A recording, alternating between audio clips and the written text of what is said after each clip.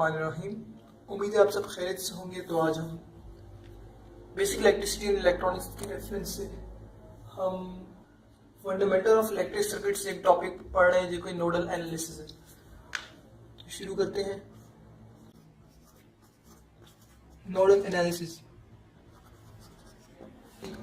Circuit को analyse करते हैं नोडल वोल्टेजेस के जरिए। नोड पे जो वोल्टेजेस होते हैं उसके जरिए हम सर्किट को एनालाइज करते हैं और अननोन जो हमारे पास वोल्टेजेस होती हैं या हमारे पास करंट्स होते हैं वो हमें फाइंड कर सकते हैं मुख्तलिफ इक्वेशंस के जरिए। तो सबसे पहले कुछ स्टेप्स हैं। स्टेप्स में हम सबसे पहले क्या करेंगे, कुछ एक नोड सेलेक्ट करेंगे, as a reference node select कर लेंगे और उन रेफरेंस नोड को के अलावा जो बाकी नोड्स जो होंगे उनको हम क्या कर देंगे, वोल्टेजेस असाइन कर देंगे। उसके बाद हम केसीएल यानी किरचॉफ करंट लॉ यूज करेंगे सारी वोल्टेजेस पॉइंट पर जो कि नोड सेलेक्ट किए हमने, और उसके बाद फिर हम इसको जो इक्वेशन बनेंगे वो साइमल्टेनियसली सॉल्व करके अननोन नोड वोल्टेजेस फाइंड कर लेंगे। तो फर्स्ट एग्जांपल शुरू करते हैं।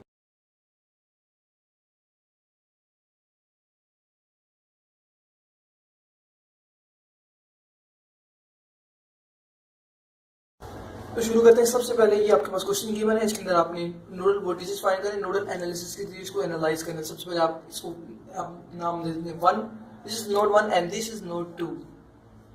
और उसके बाद हम आप अपनी मर्जी से सिलेक्ट कर लेते हैं करंट की direction.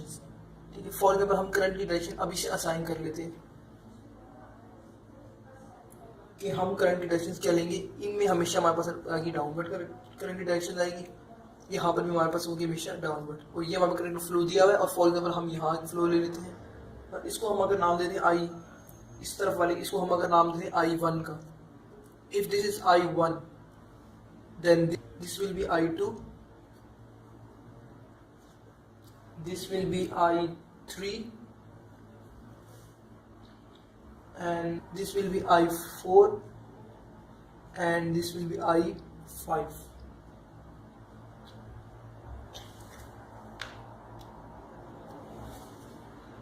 So according to our current source हमारे पास I4 और I1 जो हमने असाइन किए वो हमारा गिवन है उनकी डायरेक्शंस। बाकी I5 और I3 की आपको बता दें कि ये हमेशा ग्राउंड की तरफ जाएंगे, लेकिन I2 हमने असाइन किए, अज्यूम किए। अगर I2 की हमारे पास जो आंसर हमारे पास आएगा I2 का, अगर उसकी वैल्यू हमारे फॉर एग्जाम्पल नेगेटिव आती है तो जो शो करती है कि उसकी डायरेक्शन जो हमने गलत सपोज की उसकी डायरेक्शन हम खुद से चेंज कर सकते हैं। तो आप स्टार्ट करते हैं। सबसे पहले नोड 1 के लिए आप इक्वेशन कैलकुलेट करते हैं, दिस इज नोड 1 और उसके बाद ये नोड हमारे पास क्या था 2। इसके लिए इक्वेशन कैलकुलेट करते हैं। सबसे पहले हम यूज करेंगे किरचॉफ लॉ यूज करना है करंट की डायरेक्शन। तो हम दो तरीके से कर सकते हैं। सबसे पहले आप करंट जो आपने पढ़ा था कि the sum of the current passing toward the junction is always equal to the current passing away from the junction. So सबसे पहले हम करते हैं, वहाँ भाई I1 जो है ये इस डायरेक्शन में आ रहा है तो इसकी जो बाकी दोनों दूसरी तरफ जा रहे हैं उन दोनों का सम जो होगा वो इसके क्या हो जाएगा, इक्वल हो जाएगा। तो this is the first equation. और इसको अगर हम इसको दूसरी तरीके से कर सकते हैं। फॉर एग्जाम्पल अगर हम इसको इक्वल टू 0 रखेंगे तो हम इस तरह भी आप एक कन्वेंशन ले सकते हैं कि I3 and I2 are away, जो एक नोड से अवे जा रहे हैं उनको पॉजिटिव ले लेंगे और बाकी उसको नेगेटिव लेके हम इक्वल टू 0 इस तरह भी क्वेश्चन बना सकते हैं। इन बोथ मीन्स ये दोनों तरीकों से बन सकती है। ठीक है, और उसके बाद हम करेंगे इसको चेंज। तो हमारे पास I1 जो है वो I1 ही है, लेकिन हम किरचॉफ लॉ के जरिए अब हम इनको वोल्टेज में कन्वर्ट करना है। जो V3 है हमारे पास इस पॉइंट में ये V1 है तो उसका वोल्टेज भी क्या हो जाएगा V1 एंड दिस पॉइंट का वोल्टेज क्या हो जाएगा V2। तो V1 अपॉन दिस ये क्या है हमारे पास, ये ग्राउंड से कनेक्टेड है तो ये यहाँ पर वोल्टेज हमारे पास 0 होता है। तो V1 माइनस 0 अपॉन 2 को हम कह सकते हैं V1 upon 2। This is I3, तो I3 का क्या हो गया V1 अपॉन 2। सिमिलरली I2 का जो हमारे पास है उस डायरेक्शन में और V1 और V2 के डिफरेंस है तो V1 minus V2 upon this voltage is equal to this is 4 ohms as I is equal to V upon R। तो V क्योंकि हाई पोटेंशियल से लो पोटेंशियल की तरफ जाता है करंट हमेशा, तो हम कंसीडर करेंगे कि V1 हाई पोटेंशियल पर है, V1 माइनस V2 जो होगा हमारे पास क्या हो जाएगा V1 minus V2 upon 2, sorry V1 minus V2 upon 4 and similarly I1 जो होगा हमारे पास वो तो हमारे पास गिवन है that is equal to 5। First equation को रीअरेंज करने के बाद आपके पास आ जाएगा 3v1 minus v2 is equal to 20। First equation को रीअरेंज करने के बाद है ये, this is the final first equation. अब चलते हैं हम नोड 2 की तरफ। फॉर नोड 2 के पास वोल्टेज है V2। अब नोड 2 की तरफ हमारे पास करंट आ रहा है I4, तो ये हमारे पास क्या हो जाएगा नेगेटिव। अगर हम इक्वल टू 0 डायरेक्ट रखना चाहें तो रख सकते हैं। एंड ये हमारे पास जो अवे जा रहा है current, this is I1, this is ये अवे जा रहा है तो हमारे ये हो जाएगा पॉजिटिव I1। इसी तरह हमारे पास I5 जो हो जाएगा वो हमारे पास हो जाएगा पॉजिटिव, वो भी अगेंस्ट जा रहा है। इसी तरह I2 जो है उसकी तरफ आ रहा है, इसलिए क्या हो जाएगा I2 negative. This all will be equals to 0। So I4 हमारे पास गिवन है, जो कि हमारे पास किसके बराबर है, माइनस I4 है, तो हमारे पास 10 एम्पीयर के बराबर है, तो 10 हो जाएगा। I1 हमारे पास 5 के बराबर है। सिमिलरली I5 जो हमारे पास वोल्टेज 2 और माइनस 0/6, हम लिख देंगे V2/6। एंड सिमिलरली I2 जो है हमारे पास वो क्या हो जाएगा, अब इस डायरेक्शन में हमारे पास है तो हमारे पास I2 की डायरेक्शन हमने एज्यूम कर चुके हैं, तो I2 क्या हो जाएगा V1 minus V2/4, and this all will be equal to 0. After rearranging, this will become minus 3V1 plus 5V2 is equals to 60.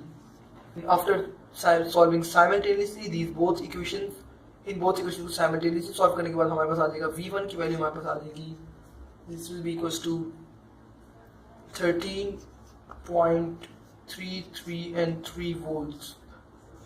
This will be equals to V1 and V2 will be equals to 20 volts.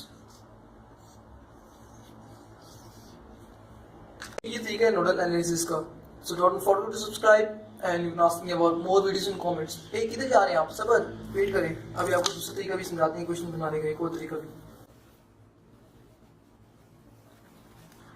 इसके अलावा इस तरह कर सकते हैं, for example this is node V2, ये node 2 है आपके पास, इसमें वोल्टेज आप कैलकुलेट करना है। आप इसके बाद आपकी तरफ करंट की डायरेक्शन आ रही है, करंट की डायरेक्ट क्वेश्चन अगर आप लगाना चाहिए डायरेक्ट भी कर सकते हैं। करंट अगर आपके पास हो गया यहाँ पर 10 हो गया, 10 एंड ये इसी तरफ आ रहा है तो हमारे पास ये क्या हो गया नेगेटिव हो गया, और उसकी जगह ये हमारे पास दूर जा रहा है, हमारे पास पॉजिटिव हो गया, that is V2 plus V2/6, and ये हमारे पास दूर जा रहा है तो ये भी प्लस हमारे पास 5 हो गया। और उसके बाद एक चीज़ आपके पास जो ख्याल रखने की चीज़ है जो आप चेंज कर सकते हैं आप, वो ये है कि अगर आप कंसीडर करें कि आप हमेशा कंसीडर अगर ये कर रहे हैं कि V2 अगर हाई पोटेंशियल पर है, अगर आप ये कंसीडर कर रहे हैं तो आप V2 माइनस V1 प्लस करके, क्योंकि अवे की तरफ कंसीडर करेंगे तो V2 माइनस V1/4 करेंगे।